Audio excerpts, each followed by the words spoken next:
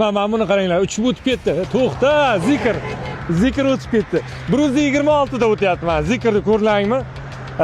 O'zim ishora qilyapman. To'xta desam ham mana 126 da tushib o'tiribdi. Mirobod dehqon bozori Piramid Tower yo'nalishida Nukus ko'chasida joylashgan. Mana Kapital bank qarshisida turibdi, ikkinchi radar bu. Bitta ko'chamizda ikkita radar ikkita tomondan ushlayapti. Ko'pincha ham elektromobillar, BYD, Zikr, shunga o'xshagan avtomobillar tushadi. Qaranglar o'rtoqlar, 859 ta avtomobil o'tgan, undan 53 tasi. Biz kelganimizda 46 mi 47 ta edi. Shuncha tez tushyapti u avtomobillar. Bunga tushgandan keyin 5-10 sekundda ma'muriy amaliyot bo'limiga ketyapti va 20 minut shu qanchadir vaqt oralig'ida sizni telefoningizga Road 24 yoki Safe Roadga boradi. O'rtoqlar, 65 haydasangiz tushmaysiz. 66, 67, 68 haydasangiz mana Gelik 78 tushdi. Shuni o'zida 200 qanchadir. Mana buni qarang. Tesla ketdi.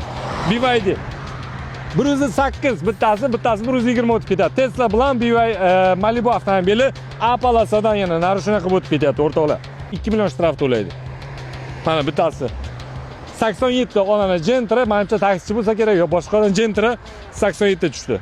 Do'stlar, $30,000 Lochin Ko'z 3 oyoq mobil radar kompleksi Toshkent shaharida 13 ta xizmatda turibdi hozir. Bularni antiradar uncha-muncha ushlamaydi.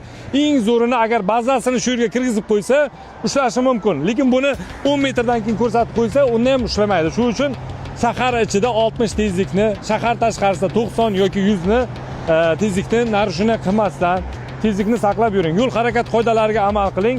Jazo muqarrar. Hammaga radar boradi, shtraf boradi baribir.